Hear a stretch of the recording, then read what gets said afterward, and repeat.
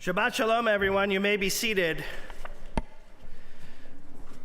This Shabbat, we are all in for a very special treat in our guest speaker, who we are blessed to have in our midst this Shabbat, someone who I am proud to call not only an expert on the Middle East and someone who has proudly represented our government here and abroad, but now I can proudly call her a friend, and Miss Kirsten Fontenrose. And I'd like to read a brief piece of her bio for all of you today.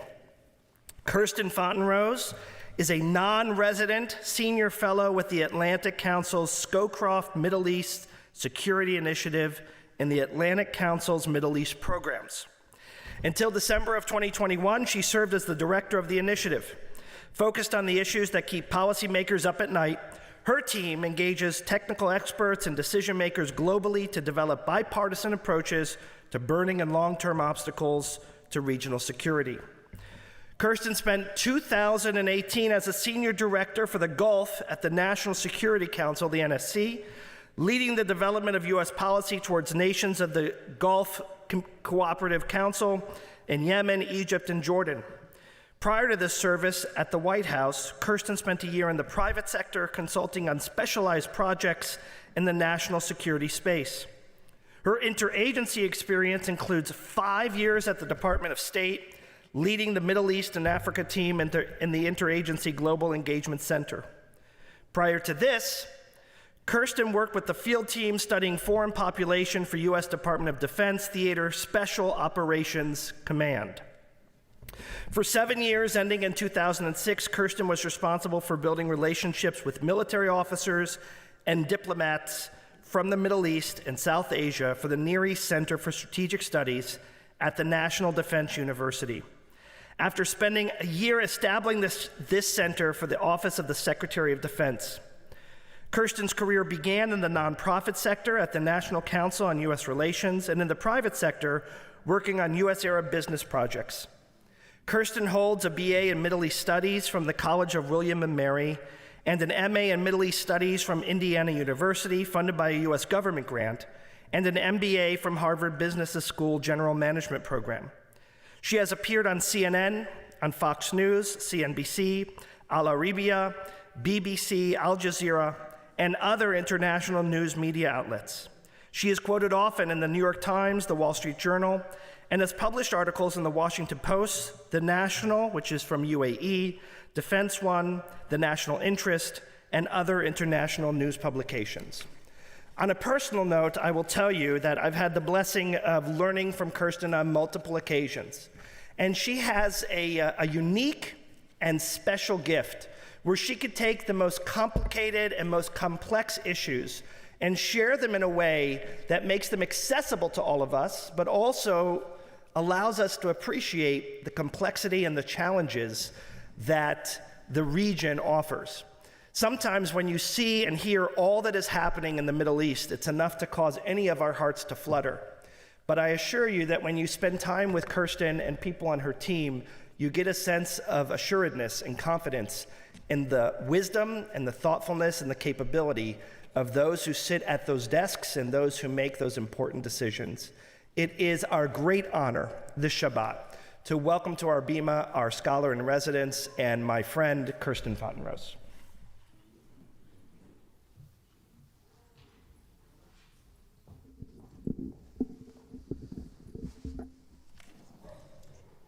Before we begin, Kirsten, is this working? A little bit? Yes, okay. So before we begin, Kirsten, we have a present for you from our congregation. We know that you are often in the Middle East, and when there, you often have to cover yourself, you cover your hair, as is custom in traditional holy places. We know that because we were just in some of those very holy places. So we had commissioned an artist who took a replica of the dome that you are sitting underneath right now, and he made it on silk for the women of our trip, and He made it for all of the dignitaries who we met with when we were in the Emirates and in Bahrain that we shared with. The men received a yarmulke that was handmade in Israel of the same, and the women received this. So we hope that you will keep this and use this as an adornment when you travel overseas or locally, and always feel a connection to our congregation and always be welcome here with us. Use it in good health. Thank you so much. This is absolutely stunning. I mean, we'll just put it on with this dress and not get the necklaces from here on out. This is absolutely gorgeous. Thank you so much. Thank you. Kirsten, for those of you who watched Homeland, when I see you and I think of you, I think of Carrie, without the mental challenges that she was plagued by, right?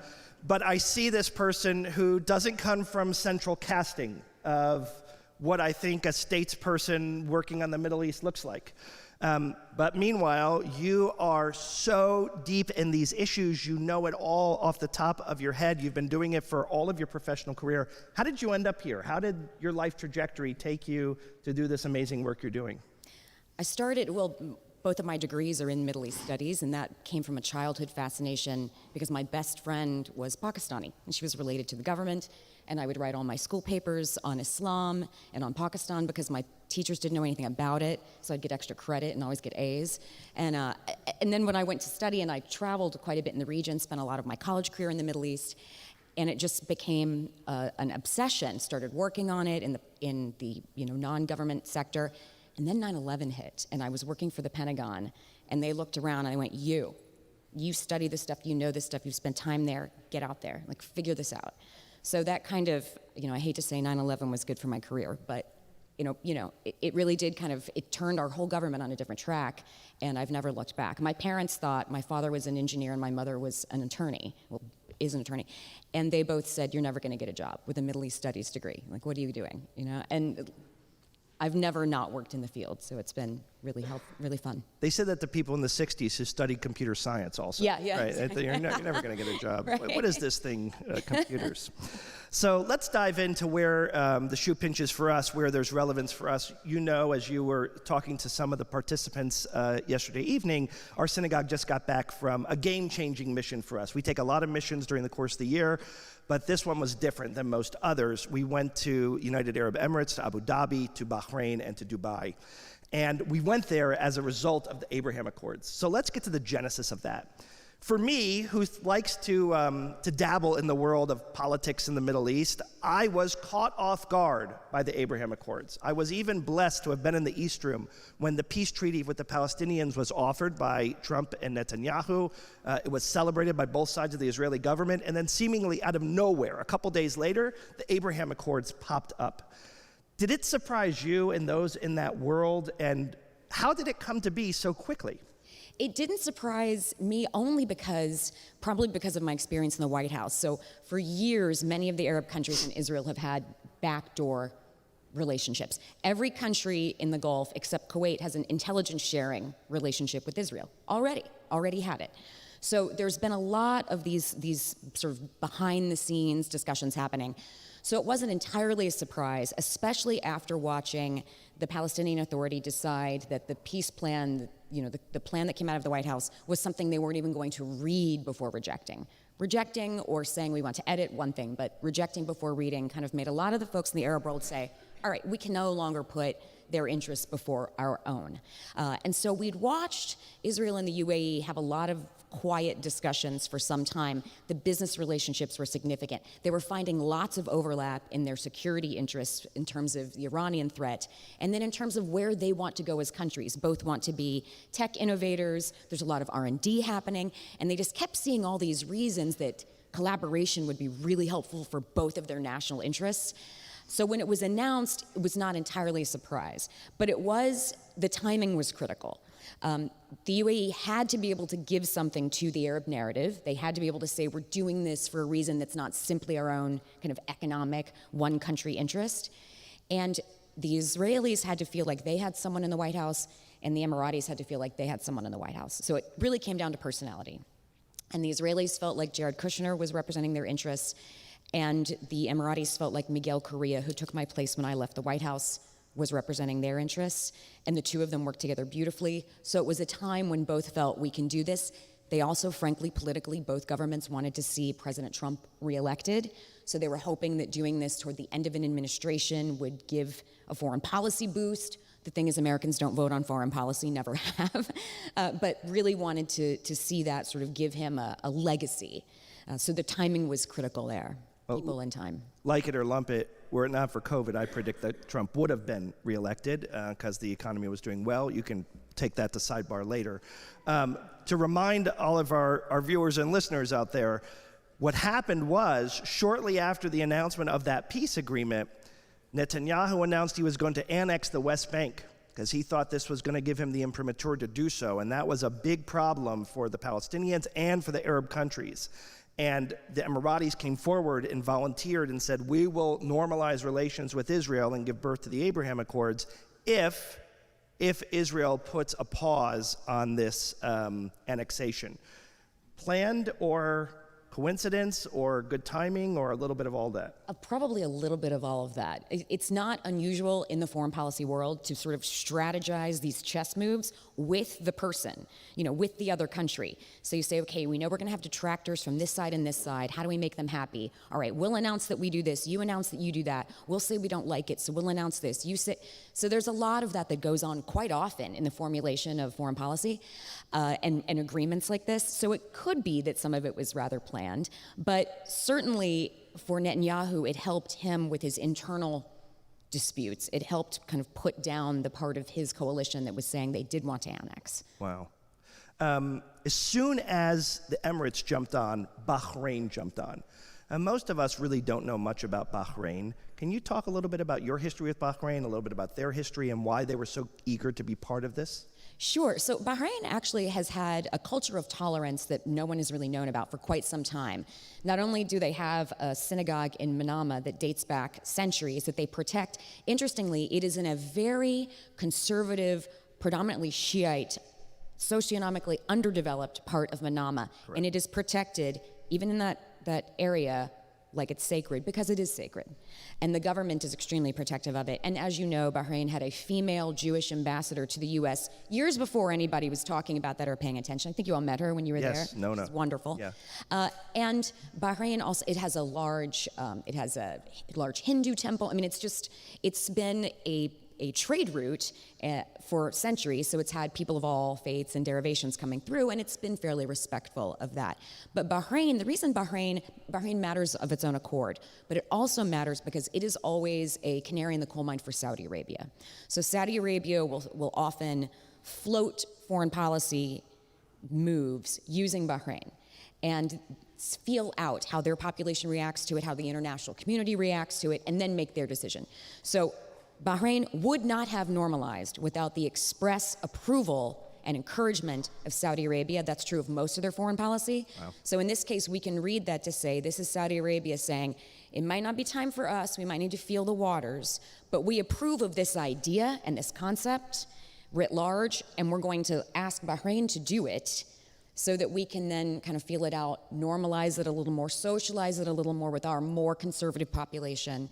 So it's meaningful in that sense. I think I shared with the congregation this story a few weeks ago when we were in Bahrain, which was just a beautiful experience. We were staying at this lovely hotel, and the president of Turkmenistan was at the hotel with us. And some elder statespeople, original Bedouins who are part of the royalty of Bahrain, came to meet him, but they had to smoke outside. So they're outside smoking, and I came to take a picture with them. And when I told them I was an American Jew coming on behalf of the Abraham Accords, their only hope was that more people came to bring peace. And it was a sincere blessing that there really was this sense of tolerance and hope.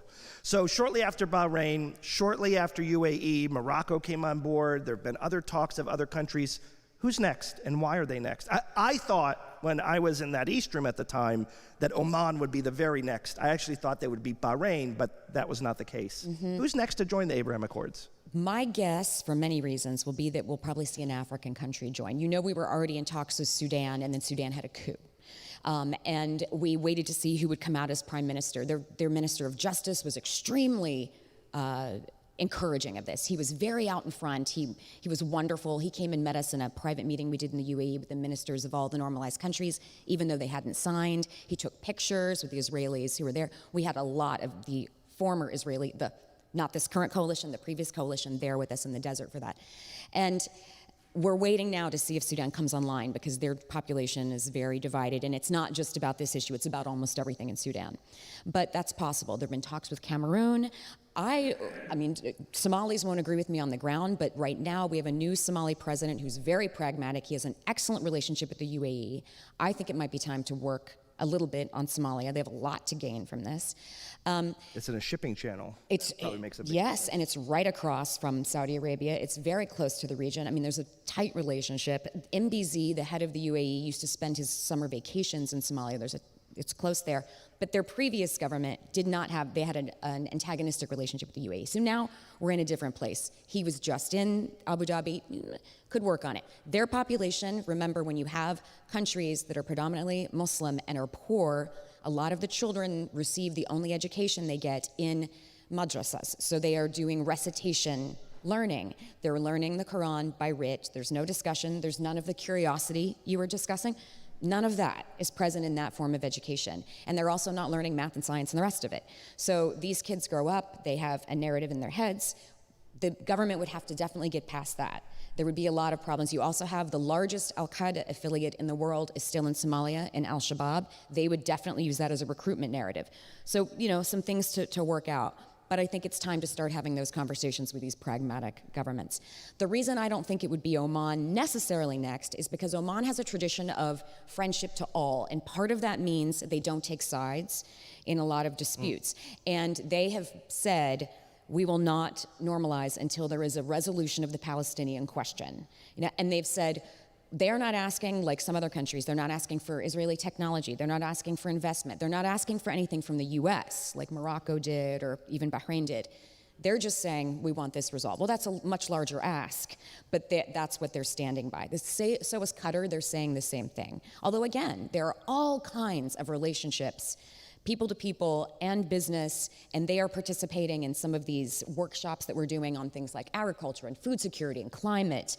So there's a lot of working together, but they've said, we cannot formally do this because the former sultan, who spent an entire lifetime with that as his mantra, and it worked well for Oman, it made them the arbiter of peace in many, many conflicts.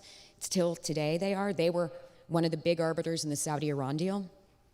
So this less strong, less sort of established sultan really isn't in a place to make big decisions that would shake his father's legacy.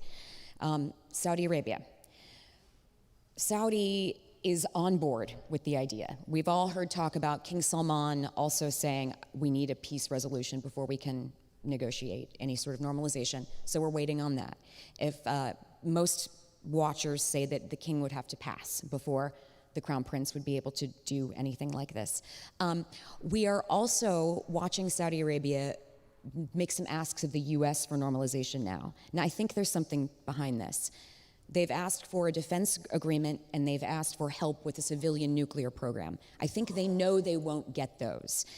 I do not expect this crown prince to give anything in terms of a legacy like that to this administration. He and Biden have a very personally antagonistic relationship. At least for MBS, it is. Mohammed bin Salman is not a fan of President Biden or of this administration, as we continue to see. I don't expect him to make a give. When he said, I will normalize if I get these two things, he knew he was asking for things the US could not give. We cannot give them a collective security agreement. We are already stretched thin around the world by our collective security agreements in Eastern Europe and the South China Sea. And we cannot give them help on their nuclear program right now, when we're trying to establish non-proliferation treaties, trying to reduce the nuclear escalation in the region via the talks with Iran, and when Congress would never, for now, because Congress is not a fan of Saudi Arabia, agree to assisting them with something that could eventually turn into a weaponized program. So we're just not in a place where Saudi can get what they're asking for. My personal conspiracy theory is that they knew they wouldn't get these, but it was a no-lose to ask, right? Okay, I'll give Biden that if he'll give me these two impossible things. And that Saudi Arabia has decided to go in so hard on their pro-China policy that the U.S. saying no to their asks helps them justify, helps them say, well, we're asking for things and you won't, so China will help. And they're exploring civilian nuclear with China right now, for example. So I think there's a little of that there. So that's a great analysis. So let me ask you this, because speaking of being caught off guard on this stuff, you're on the inside, you're probably caught off guard much less than us out there. But I was blindsided when I heard the news that Saudi Arabia was brokering a recognition deal with Iran, and that who brokered it, of all people? China. So you seem to not be so surprised for that. It makes total sense to you. You have inside baseball. We don't have that. My question to you is as follows. It always seemed to fit into the narrative that Iran was the big bad bully that not only scared Israel, but it scared Saudi Arabia, it scared Bahrain, it scared the UAE, and that was a common force field, a common glue in bringing these countries together and in sharing the enemy of my enemy is my friend mentality. When Saudi Arabia went on to then have this recognition in relationship with Iran, it seemed to stop all the propellers. Can you explain a little bit about why that didn't catch you off guard, what's behind that, and what does it mean? Sure. So it's not that anyone wasn't caught off guard. You're absolutely right on that. The China thing was sort of sprinkled on at the end. They weren't really a part of the negotiations. That was mostly Oman, some Iraq, and a lot of direct back and forth. The UAE has been sending their national security advisor to Tehran for 2 years now. And these talks have actually been going on since 2021. The Israeli government says, we acknowledge, we knew that since 2021 these have been happening. They also think it does not impact the discussions with Saudi about eventual normalization. That's the Israeli government's official position on this. Saudi, I think, and Iran had their own reasons for doing it, and neither of them's reasons involve loving the other country. There's a lot of mistrust, and I frankly am not particularly optimistic about the deal, though I think it's beautiful that it happened. Any sort of de-escalation is great. I don't have a lot of confidence it will hold. For Saudi, they looked at several things. In Iran, they looked at the fact that Iran, even though it's had protests and a collapsing economy, is still strong around the region, all the way almost to the Med. Right? Lebanon, Syria, Iraq, Yemen, constantly causing problems for them. They get in trouble in the U.S. because of their war in Yemen, which is really Iranian-driven. Iran has been rearming the Houthis in Yemen during the last 6 months since the ceasefire expired. They've been keeping to the ceasefire, but rearming the Houthis. So we could see attacks any day from the Houthis with Iran saying, we didn't do it, which is why I don't think this agreement is all that strong. Saudi also looked at the U.S. and said, they're weak. And they will not come to our aid in a conflict. Even with Ukraine, they're giving them weapons, but they're not sending troops. My fighters in Saudi don't fight like Ukrainians. We will lose if Iran comes across the water. So they're trying to hedge. They're saying, all right, we're going to look into civilian nuclear programs with China so that if Iran weaponizes we can, we're going to try a détente with Iran that will hopefully freeze the attacks we're getting from Iraq and Yemen that are driven by their weapons. We're going to try to hedge against the fact that the U.S. won't come to our aid anymore, but we're still going to be in discussions with Israel. And we're still going to join this sort of counter-Iran coalition that the U.S. is building in terms of air and maritime defense. That'll take some time, but they're involved, they're at that table. So Saudi is not loving Iran right now. This changes nothing about the perception of the threat at all. And the same on Iran's side. They know that Saudi is, building up, ramping up, trying to be more aggressive. They've also been very threatened by Iran International, which is a media outlet that Saudi started that is very anti-Iranian and has been fairly effective in countering Iran's kind of storyline about themselves.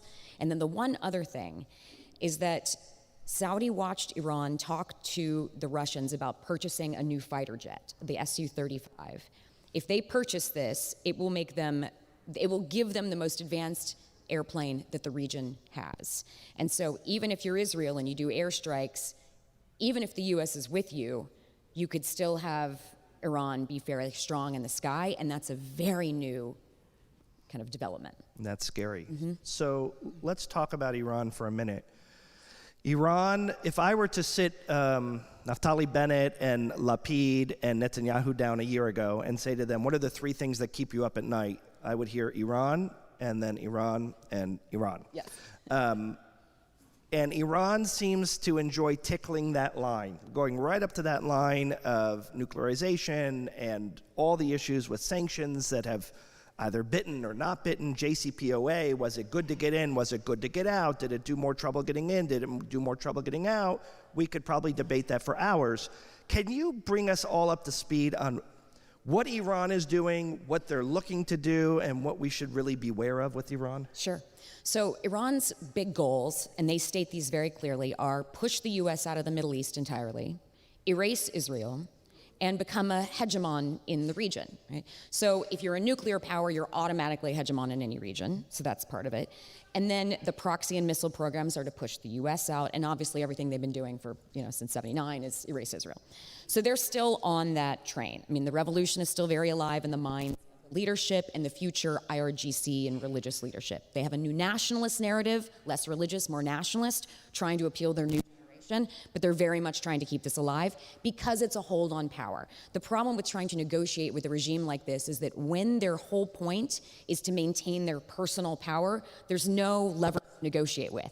They're not saying I need to feed my people, or I want to educate this, or I want to start a space program. They're saying, I personally want to be in this seat. So then it's really difficult to find things that foreign countries can do to negotiate with them. Well, we'll help you with your goal if you'll do this. We don't want them in those seats. Right? So they are still very much a threat to the region, not even on the nuclear file. Nuclear is to give them an outsized voice in international negotiations. What threatens most of the Middle East is their weapon systems, the proxies they have in the militias, Hezbollah, Hamas, the Houthis, a lot of the organizations we see coming out of Iraq. And then the fact that they are developing ballistic missiles, and they have ballistic missiles and cruise missiles and a very advanced drone program that is only being improved by the usage of their drones on the battlefield in Ukraine. They're just tweaking them every day. Luckily, the Ukrainians are sharing those with the Israelis. So, and with us, so we're seeing all of the parts and everything they're putting into it, which is good for our defenses, but Iran is still marching forward with all of these efforts. I had an interesting conversation last year with the Iraqi foreign minister who said, well, you have to grant that they're winning in all these places. It's a problem. And I said, okay, you're right, Fuad. If they are winning in Yemen, Iraq, Lebanon, Syria, name it, what are they winning? It's like they've stolen a car and crashed it into a wall. They can't drive these cars. And they don't have the resources or the know-how to rebuild them. So what have they won? And he said, Kirsten, your mistake is you think they want to drive these cars. They don't. They have no interest in repairing those cars. They want Lebanon and Syria because they want to be able to forward their defenses and their offenses around Israel. They want Iraq and Yemen so they can do the same around Saudi. So it has nothing to do with intending to rebuild or create stability or booming economies in any of these countries. It's just about their sort of pushing forward their own borders of defense. That should make me sleep soundly tonight. Wow. There's a saying, I'm changing gears for a minute, that all politics are local. If that's true, then all conflicts are global, and they all have implications. There's a major war happening between Russia and the Ukraine. What does that do, and how is that affecting the region, and how is that affecting American resources to the region as well? You just hinted at it, where Ukraine is sharing some of that data with Israel. Israel's in a real pickle between picking allegiance with the Ukrainians, which they definitely have an empathy towards, but also not poking the bear of Russia, which has control over Syria, which is a border they share, which stays relatively quiet, but would be very bad if it doesn't. How is this going to apply to Israel and to the region in general? Yeah. And you're absolutely right about the Israelis being in a tough position with regard to Russia because of Syria. And we're not seeing any change in Syria. I mean, Syria, both ISIS is coming back in Syria and the Assad regime is regaining strength in the region in Syria. So, they're in a. Now, the Israelis tell us they don't mind Assad being in power in Syria. It's not U.S. policy, but the Israelis say, look, he's the devil we know. So if he goes, God only knows what we get next, and it could be much, much worse for us. So understandable slightly there. But the Ukraine war has surprised the Middle East. They were very shocked by it. The places you visited, UAE, Bahrain, Saudi, they were all very shocked by not the Russian invasion, that did not surprise them, but by the Western reaction. And this is for a couple of reasons. One, it's so far from them. It's a foreign war to them. They don't really get the whole NATO, sort of Western standoff. But two, as we talked about, a lot of the leaders in this region are now very young. We remember the 90s, it was their fathers, we knew how to deal with them. Now we have a young cadre of leaders in the region, and they don't remember the Cold War. They don't know that for us, the zeitgeist we have about kind of Russian red spread is part of the DNA of all of our decision makers right now, because we're all our generation, right? And so this is very scary to us. They were shocked when we came down on them so hard for not taking a pro-Ukraine position. But they are in a difficult position because Russia consistently in the UN blocks resolutions that would prevent Iran from arming the Houthis. And they thought the UAE is taking over the presidency of the UN Security Council in the spring. This is great. We can finally table a resolution. And if we just tell Russia we're okay on the Ukraine thing, they will finally play ball and we will get a block on arms of the Houthis and we will finally win this war. Well, that didn't happen because we came through and said, you better side with the Ukrainians. They were shocked. And why do you all care so much about this war that's not anywhere near you? You're sending weapons, you're not sending weapons. Like, why are we caught in the crossfire of this?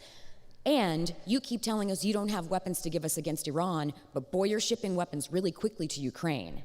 So that tells us if you really like a friend, you do this. That means we're not really your friends. So there are so many blowbacks and second and third order effects from what's happening in Ukraine and other parts of the world. Wow, you don't fully appreciate all of the domino effects that happen in American policy and how one choice that seems innocuous at the time has great implications 4 or 5 steps in those dominoes down the road. Let's close with this question, which is, I don't know if you've heard in the news or any of you, there have been some excitement in Israel in the last few months. Some say it's the biggest existential question Israel's ever faced. I don't think that's true. I think 1967 and 1948 were much bigger existential questions.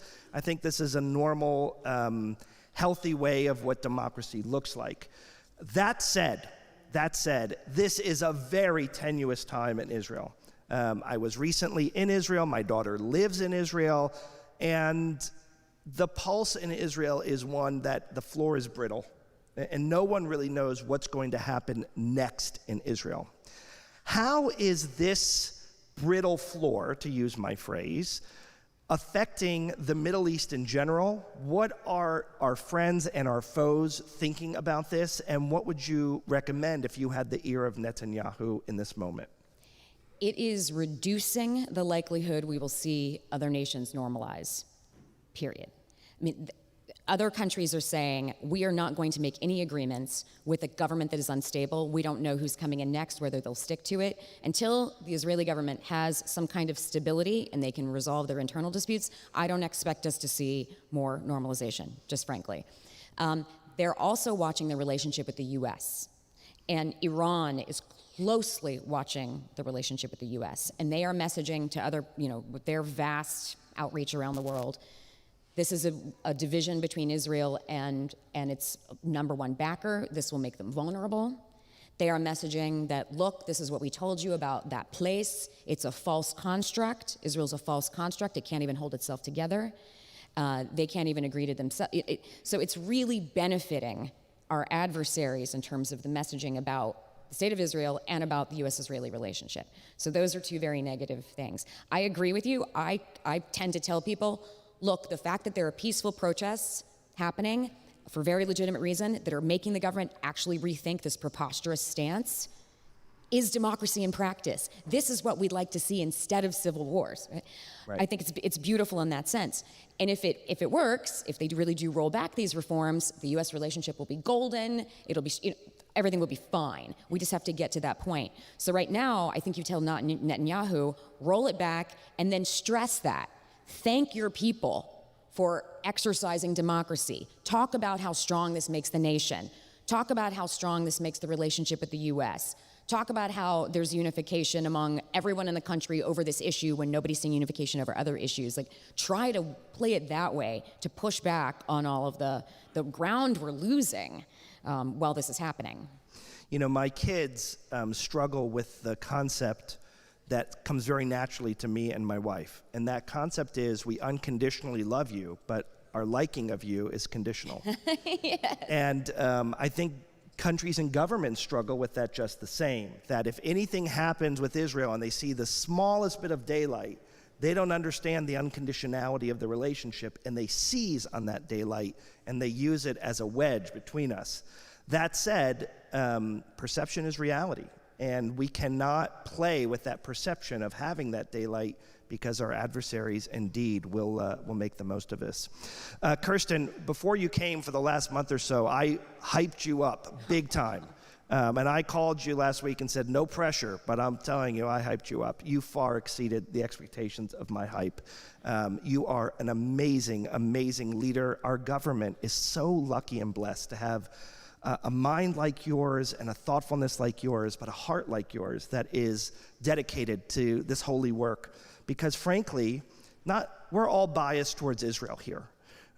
But when we went to the UAE and we saw something that we never could have dreamt of there, and we have people like you that are helping to strengthen those ties and build those ties with other places, that's holy work for the world. And that's a blessing for us. And I just want to thank you on behalf of all of us for not only being with us today, but for the amazing work that you do every day. I want to thank you also because after Kiddush, about 20 minutes after Kiddush, we're going to meet in the chapel. And Kirsten has been kind enough to take questions and answers. Those of us who went to the UAE and Bahrain had a special evening with her last night where she shared some Q&A and we got to ask things. And it was a treat to get, unpeel the onion some more. So I invite all of you to join us in the chapel about 15, 20 minutes after services. There's dessert and drink there for all of us.